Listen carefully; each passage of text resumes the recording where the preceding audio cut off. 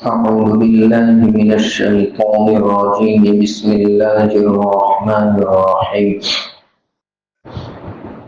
الذي جعل لكم من الشجر الأخضر نارا فإذا أنتم منه توقدون أوليس الذي خلق السماوات والأرض بقادر على أن يخلق مثلهم بلى وهو الخلاق العليم إنما أمره إذا أراد شيئا أن يقول له كن فيكون فسبحان الذي بيده ملكوت كل شيء وإليه ترجعون وہ ذات جس نے تمہارے لیے سبز درخت سے آگ پیدا کی فَإِذَا أَنْتُمْ مِنْهُ تُوقِدُونَ تب تو تم اس سے آگ سلگاتے ہو اور روشن کرتے ہو أَوَلَيْسَ الَّذِي خَلَقَ السَّمَاوَاتِ وَالْأَرْضَ بِقَادِرٍ عَلَىٰ أَن يَخْلُقَ مِثْلَهُمْ کیا وہ ذات جس نے آسمان اور زمین کو پیدا کیا وہ اس پر قادر نہیں ہے کہ وہ اسی کے ان کے مانند پیدا کرے بلا کیوں نہیں وَهُوَ الْخَلَّاقُ الْعَلِيمُ اور وہ بہت زیادہ پیدا کرنے والا جاننے والا ہے انما امره اذا اراد شيئا ان يقول له كن فيكون اس کا حکم تو یہ ہے کہ جب وہ کسی چیز کا ارادہ کرے تو اس سے کہتا ہے کن ہو جا تو وہ ہو جاتی ہے فسبحان الذی بیدہ ملکوت کل شیء بس پاک ہے وہ ذات جس کے قبضے قدرت میں ہر چیز کی حکومت ہے ملکوت کل شیء ہر چیز کی حکومت ہے وَإِلَيْهِ تُرْجَعُونَ اور اسی کی طرف تم لوٹائے جاؤ گے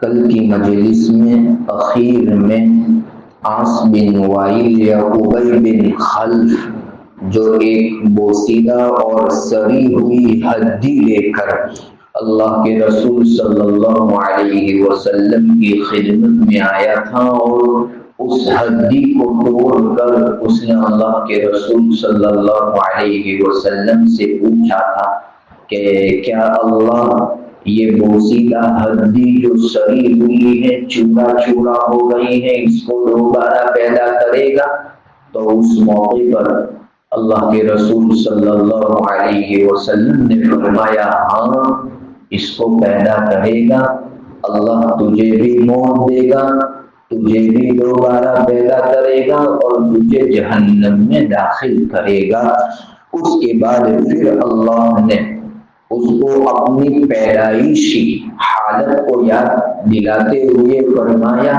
کہ تو اپنی ذات کے بارے میں غور و فکر کر تو ایک پانی کا ایک قطرہ تھا جس کے ذریعے اللہ نے تجھے وجود بخشا اور پھر تو بڑا ہو کر ہمارے ہی اوپر اعتراض کر رہا ہے اللہ ہی جس نے اس کو پہلی مرتبہ پیدا کیا ہے دوسری مرتبہ بھی وہ اس کو پیدا کرے گا الذی جعل لکم من الشجر الاخضر نارا اللہ رب العزت اپنی قدرت کی ایک نشانی بیان کرتے ہوئے اور ایک عقلی دلیل سمجھاتے ہوئے اس بات کو سمجھانے کی کوشش کی جا رہی ہے کہ اللہ کے لیے دوسری مرتبہ پیدا کرنا کوئی مشکل نہیں ہے بلکہ جہاں پر دو ایسی چیزیں جن کا ایک ساتھ جمع ہونا انسان اپنی عقل کے اعتبار سے اس کو ناممکن سمجھتا ہے کہ یہ دو ایسی چیزیں ہیں کہ وہ آپس میں جمع نہیں ہو سکتی، لیکن اللہ ان دونوں چیزوں کو بھی جمع کر دیتا ہے۔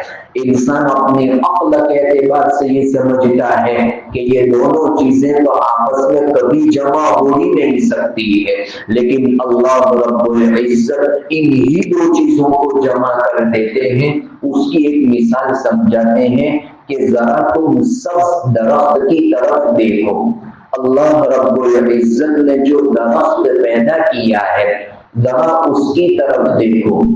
اس درخت کے اندر اللہ نے آگ کو پیدا کیا، حالانکہ درخت ہرا بھرا ہوتا ہے، اس کے اندر ہریالی ہوتی ہے، پانی کا بہت زیادہ حصہ اس میں موجود ہوتا ہے، لیکن اللہ اس میں بھی آگ کو پیدا کرتا ہے اور تم اس کے ذریعے آگ سلگاتے ہو۔ اگر درخت بڑا ہو کر خشک ہو جائے اور خشک ہونے کے بعد پھر اس کے اندر آگ پیدا کی جاتی ہے، یہ بھی اللہ رب العزت کی ایک قدرت ہے۔ اسی کو قرآن نے دوسری جگہ ذکر کیا ہے، أَفَرَأَيْتُمُ النَّارَ الَّتِي تُورُونَ، کیا تم اس آگ کو نہیں دیکھتے ہو جس کو تم روشن کرتے ہو؟ أَفَرَأَيْتُمُ النَّارَ الَّتِي تُورُونَ أَأَنْتُمْ أَنشَأْتُمْ شَجَرَتَهَا أَمْ نَحْنُ الْمُنشِئُونَ، تم نے اس کے درخت کو پیدا کیا یا ہم اس کے درخت کو پیدا کرنے والے ہیں؟ یعنی آپ جس درخت کے اندر سے آگ سلگا رہے ہیں، اس درخت کو کون پیدا کرنے والا ہے؟ تم پیدا کرنے والے ہو کہ ہم پیدا کرنے والے ہیں؟ تو ظاہری اعتبار سے دیکھا جائے تو درخت کے اندر تو پانی کا وافر مقدار کے اندر حصہ ہوتا ہے، لیکن اس کے باوجود اس کے اندر سے آگ پیدا ہوتی ہے۔ حضرات مفسرین نے یہاں پر خصوصی طور پر عرب کے اندر جو دو درخت پائے جاتے ہیں، ایک مرخ اور ایک عفار نام کا، یہ جو دو درخت عرب کے علاقوں کے اندر پایا جاتا ہے، زمانے جاہلیت کے اندر یہ جو دو درخت یہ عام طور پر ریگستان علاقوں کے اندر عفار اور مرخ نام کے دو درخت موجود ہوتے ہیں۔ زمانے جاہلیت کے اندر ایک درخت عفار درخت اس کی ایک ٹہنی کو توڑتے تھے اور مرخ اس کی ایک ٹہنی کو توڑتے تھے، ڈالی کو توڑتے تھے، ہری ڈالی ہوتی تھی، لیکن جب ان دونوں ڈالیوں کو آپس میں رگڑتے تھے تو رگڑنے کی بنا پر اس میں سے آگ پیدا ہو جاتی تھی اور یہی آگ سلگانے کا ذریعہ بنتی تھی۔ اللہ فرماتے ہیں ذرا اس کو تو دیکھو کہ دو ٹہنیاں ہری بڑی ٹہنیاں ہیں، اس کو ابھی درخت پر سے توڑا گیا ہے، لیکن جب اس کو آپس میں تم رگڑتے ہو تو رگڑنے کی بنا پر اس کے اندر سے آگ پیدا ہوتی ہے۔ تم ذرا اس کے اندر غور کرو تو پھر تمہیں ہماری قدرت نظر آئے گی اور تم پھر ہمارے اوپر اشکال نہیں کرو گے کہ دوبارہ اللہ رب العزت کیسے پیدا کرے گا۔ ذرا اس کو تو دیکھو کہ آگ کے نام کی کوئی چیز ہے نہیں اس درخت کے اندر، لیکن دونوں کے رگڑنے سے اللہ رب العزت اس کے اندر سے آگ کو پیدا کرتے ہیں۔ سائنسدانوں نے اس بات کے اوپر تحقیق کی ہے کہ درخت جو ہوتا ہے وہ دن میں آکسیجن باہر پھینکتا ہے اور رات کے وقت وہ کاربن ڈائی آکسائڈ باہر پھینکتا ہے، اسی لیے رات کو درخت کے نیچے سونے سے عام طور پر منع کیا گیا ہے۔ حضرات مفسرین فرماتے ہیں اگر اس اعتبار سے دیکھا جائے تو آگ کے اندر آکسیجن کا مادہ جو پیدا ہوا ہے وہ ایک طرح کی آگ ہی ہے، اسی لیے تو آکسیجن کے اندر جلدی آگ پکڑ لیتی ہے۔ آکسیجن کا جو مادہ ہوتا ہے اس کے اندر حرارت زیادہ ہوتی ہے، وہ جلدی آگ کو پکڑ لیتا ہے، لہذا یہ آکسیجن کا پیدا کرنا یہی ایک قسم کی آگ ہے کہ اللہ رب العزت نے اس کے اندر آگ کو پیدا کیا ہے۔ یہ اللہ رب العزت کی قدرت ہے۔ اللہ اسی کو فرماتے ہیں کہ وہ ذات جس نے آسمان و زمین کو پیدا کیا، کیا وہ इस बात के ऊपर कादिर नहीं है कि वो तुमको दोबारा जिंदा करे, उसमें कौन सा शक हो रहा है तुम्हें? जब वो आसमान और जमीन को जिसने बगैर नमूने के पैदा किया, कुरान जिक्र करता है बदीउस समावाति वल अर्द, आसमान और जमीन को बगैर नमूने के पैदा करने वाला, कोई नमूना नहीं था, बगैर नमूने के अल्लाह ने आसमान और जमीन को पैदा कर दिया और तुम्हारों को एक मर्तबा पैदा कर दिया है, तुम्हारा तो नमूना मौजूद है। अब दूसरी मर्तबा अगर पैदा करना हो तो उसमें कोई बड़ी बात नहीं है, बड़ा क्यों नहीं? जब एक बगैर नमूने की चीज को पैदा करने पर कादिर है तो फिर अल्लाह दोबारा जिंदा करने के ऊपर भी कादिर है। वो हुवल खल्लाकुल अलीम, और वो बहुत ज्यादा पैदा करने वाला, जानने वाला है। काजी सनाउल्लाह पानीपती रहमतुल्लाह अलैहि फरमाते हैं कि खल्लाक का मतलब होता है एक मर्तबा पैदा करने के बाद दूसरी मर्तबा पैदा करना, इसको खल्लाक कहा जाता है। अल्लाह किसी के ऊपर कादिर है कि एक मर्तबा पैदा कर दिया तो दूसरी मर्तबा भी वो पैदा करने के ऊपर कादिर है। इन्नमा अम्रुहु इज़ा अरादा शैअन अन यक़ूल लहू कुन फयकुन। अल्लाह की ताकत तो इतनी बड़ी ताकत है, इतनी बड़ी ताकत है कि अगर वो किसी चीज का इरादा करते हैं अल्लाह तो सिर्फ कुन हो जा तो वो चीज वजूद में आ जाती है। ये भी हमारे समझाने के लिए कहा कि कुन हो जा तो वो हो जाती है, अल्लाह इसका भी मोहताज नहीं है। लिहाजा जब अल्लाह की ताकत कितनी है, उसके बिलमुकाबिल इंसान ने जितनी चीजें बनाई है, इंसान की बनाई हुई जो चीजें होती है, इसमें तो सबसे पहले न मालूम कितने असबाब और जराए जमा करने पड़ते हैं। एक बिल्डिंग बनानी हो तो इससे पहले कितने जराए, कितने असबाब पैदा करने पड़ते हैं, कौन कौन से कारीगरों को बुलाना पड़ता है, और एक लंबे वक्त के बाद फिर वजूद में आती है वो बिल्डिंग। लेकिन अल्लाह फरमाते हैं हम तो किसी काम का जब इरादा करते हैं तो हमें कोई तुम्हारे मानिंद असबाब को जमा करने की जरूरत नहीं पड़ती है, हम तो कहते हैं कुन हो जा तो वो चीज वजूद में आ जाती है। फसुब्हानल्लज़ी बियदिही मलकूतु कुल्लि शैइन व इलैहि तुरजाऊन। इतनी सारी नेमतें और इतनी सारी निशानियां बतलाने के बाद भी अगर तुम हमारे साथ दूसरे मामूलात को शरीक करते हो तो अल्लाह रब्बुल इज्जत की रात इससे पाक है। अखीर के अंदर बराअत नाजिल कर दी कि इतनी सारी निशानियां हमने बतलाई, इन निशानियों के बावजूद भी अगर तुम इबादत के अंदर दूसरों को शरीक करते हो तो हमारी रात इससे पाक है। हर चीज के ऊपर हमारी हुकूमत है और इसी की तरफ और हमारी ही तरफ तुमको लौट कर आना है। ये सूरह यासीन के मज़ामीन है जिसके अंदर अल्लाह रब्बुल इज्जत ने तौहीद को बहुत तफसीलन जिक्र किया और अल्लाह की कुदरत की निशानियां बयान करते हुए अल्लाह ने तौहीद को समझाया। जब हम रोजाना उसकी तिलावत करते हैं तो कम से कम हमारे ज़हन के अंदर इन मज़ामीन का होना जरूरी है। लिहाजा खुलासे के तौर पर सिर्फ ये बात याद रखेंगे कि शुरू के अंदर अल्लाह ने अपनी रिसाल, अपनी तौहीद को साबित किया है, अल्लाह एक है, और उसके बाद नबी अकरम सल्लल्लाहु अलैहि वसल्लम की रिसालत को साबित किया है, और फिर एक गुजरे हुई बस्ती का एक वाकया अल्लाह ने जिक्र करते हुए ईमान की दावत को साबित किया है, और उसके बाद फिर अल्लाह ने अपनी कुदरत की बहुत सारी निशानियां बयान की।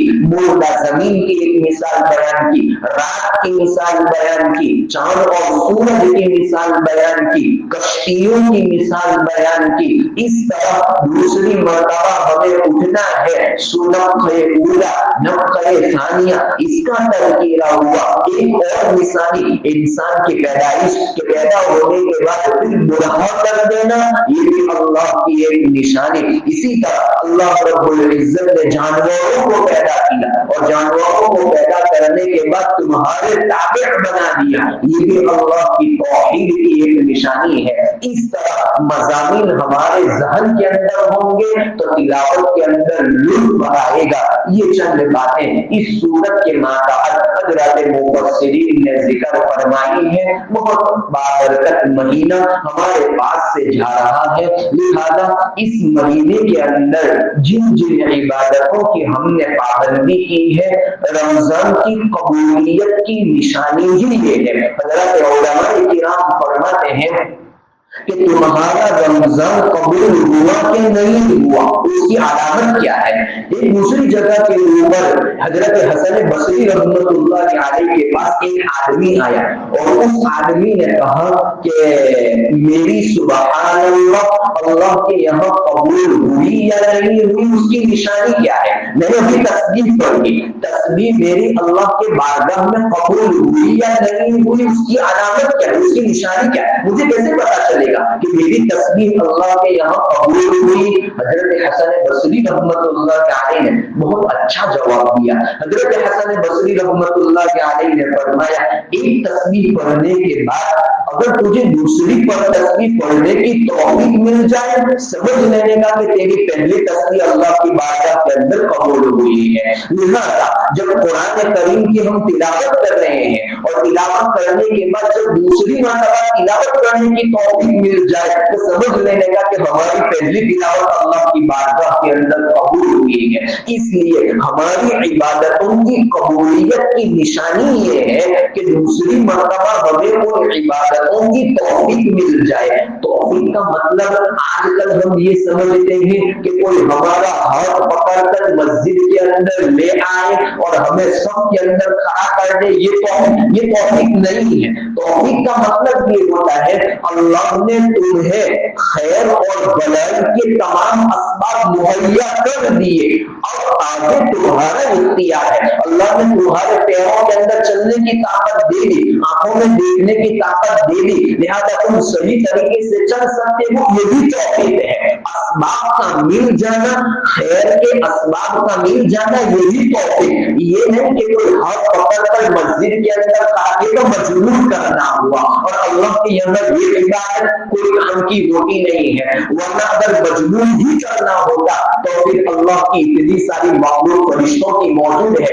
کسی کے اندر ہمت نہیں تھی کہ وہ ایک وقت کی نماز چھوڑتا، کسی کے اندر ہمت نہیں تھی. لیکن مجبور کرنا مقصود نہیں ہے. لہذا توفیق کا مطلب یہ ہوتا ہے کہ خیر کے اسباب تمہارے لیے پیدا ہو جائے. اللہ رب العزت نے بہت اچھے ماحول کے اندر ہمیں رکھا ہے. ہر قسم کی ہم جو کچھ عبادت کرنا چاہیں اچھے ماحول کے اندر اللہ نے رکھا ہے اور اچھے گھرانوں کے اندر اللہ نے ہمیں پیدا فرمایا ہے. ہر طرف جہاں ایک طرف مساجد اور مکاتب قائم ہے، اتنی ساری مساجد کا ہونا یہ اللہ رب العزت کی بہت بڑی نعمت ہے. خیر کا بہت بڑا ذریعہ ہمارے پاس موجود ہے. آس پاس کے اندر دارالعلوم کا ہونا، مکاتب کا ہونا، دعوت و تبلیغ کی خدمت کا ہونا، یہ تمام کی تمام خیر کی جتنے اسباب ہیں وہ اسباب ہمیں مہیا ہیں. یہ اللہ کی نعمتیں ہیں. اگر اتنی نعمتیں ملنے کے بعد بھی اگر ہمیں نماز کی توفیق نہ ملے، خیر کی اگر توفیق نہ ملے تو یہ ہماری محرومی کے علاوہ کچھ نہیں ہو سکتا. کہ جب اتنا اچھا ماحول ملنے کے بعد بھی ماحول کی زندگی اگر نہ آئے تو پھر محرومی کے علاوہ کچھ نہیں. اس لیے جب اللہ رب العزت نے یہ مبارک مہینہ ہمیں عطا فرمایا تھا اور ان مہینے کے اندر ہماری عبادتیں قبول ہوئی یا نہیں ہوئی، اس کا وجہ اور اس کی علامت یہ ہے کہ اس مہینے کے گزرنے کے بعد بھی جو عبادتیں ہم نے کی ہیں ان عبادتوں کے اوپر ہمارا دوام اگر ثابت رہتا ہے، ہم وہی عبادت کرتے رہتے ہیں، تو سمجھ لے گا کہ رمضان المبارک کی عبادتیں ہماری قبول ہوئی ہے. اگر رمضان کے بعد بھی پابندی کے ساتھ نمازوں کی پابندی ہو رہی ہے، جس پابندی کے ساتھ قرآن کی تلاوت ہوئی، اگر وہی پابندی کے ساتھ قرآن کی تلاوت ہو رہی ہے تو پھر سمجھنے کا کہ رمضان المبارک کی عبادتیں قبول ہوئی ہے.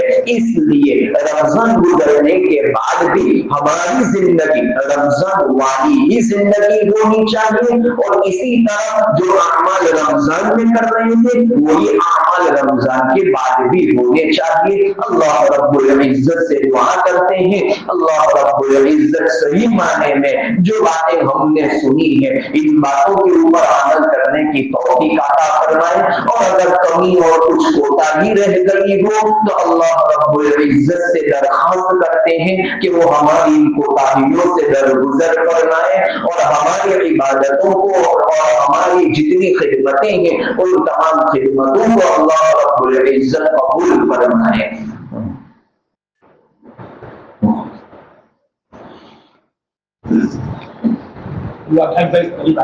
مختصر دعا کر لیتے ہیں. بسم الله الرحمن الرحيم. سبحان الأبدي الأبد, سبحان الواحد الأحد, سبحان الفرد الصمد, سبحان رافع السماء بغير عمد, سبحان من بسط الأرض على ماء جمد, سبحان من خلق الخلق فأحصاهم عددا, سبحان من قسم الرزق ولم ينس أحدا, سبحان من لم يتخذ صاحبة ولا ولدا. اللهم صل على سيدنا محمد وعلى آل سيدنا محمد وبارك وسلم. لا إله إلا أنت سبحانك إني كنت من الظالمين. ربنا آتنا في الدنيا حسنة وفي الآخرة حسنة وقنا عذاب النار. ربنا لا تزغ قلوبنا بعد إذ هديتنا وهب لنا من لدنك رحمة إنك أنت الوهاب. ربنا هب لنا من أزواجنا وذرياتنا قرة أعين واجعلنا للمتقين إماما. ربنا اغفر لي ولوالدي وللمؤمنين يوم يقوم الحساب. رب ارحمهما كما ربياني صغيرا. رب ارحمهما كما ربياني صغيرا. رب ارحمهما كما ربياني صغيرا. اللهم نبّر قلوبنا بالقرآن وزين أخلاقنا بالقرآن وأدخلنا في الجنة بالقرآن ونجنا من النار بالقرآن. اے اللہ ہم سب کے گناہوں کو معاف فرما. رب کریم بہت مجرم ہے, گنہگار ہے, سیاہ کار ہے. اے اللہ ہم اپنے گناہوں کا اقرار کرتے ہیں. رات کے اندھیروں میں دن کے اجالوں میں بہت بڑے بڑے گناہ کیے ہیں. آپ کی ذات عالی ان سب گناہوں سے واقف ہے. اے اللہ آپ کی ذات عالی ان سب گناہوں سے واقف ہے.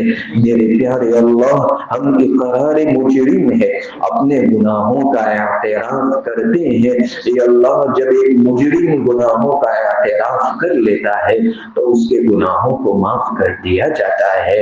آپ تو کریموں کے کریم ہے, آپ تو رحیموں کے رحیم ہے, آپ تو ارحم الراحمین ہے. اے اللہ آپ تو ارحم الراحمین ہے. ہم آپ کی بارگاہ میں اپنے گناہوں کی مغفرت چاہتے ہیں. آپ معاف فرما دو. اے اللہ آپ معاف فرما دو. رمضان المبارک کا بابرکت مہینہ اے اللہ آپ نے محض اپنے فضل و کرم سے ہمیں عطا فرمایا. اے اللہ صحیح معنی میں اس کی قدر نہیں کر سکے, غفلتوں میں گزار دیا. اے اللہ غفلتوں میں گزار دیا. رحمت کا عشرہ بھی گزر گئے, مغفرت کا عشرہ بھی گزر گیا. اخیر عشرہ آگ سے خلاصی کا عشرہ ہے. اس عشرے کے اندر تو اپنے کتنے بندوں کو آگ سے چھٹکارا عطا فرمائے گا. ہمارا بھی شمار ان جماعت میں فرما دے گا. کہ اللہ ہمارا شمار ان جماعت میں فرما دے گا. ایسا کوئی عمل تو نہیں کیا جو آپ کی بارگاہ میں پیش کر سکے. پورا رحمت کا عشرہ گزر گئے. ایسا کوئی عمل نہیں کیا جو آپ کی بارگاہ میں ہمارے لیے رحمت کا ذریعہ ہو. مغفرت کا عشرہ گزر گیا, کوئی ایسا عمل نہیں کیا جس سے ہم آپ کی مغفرت کے امیدوار ہو.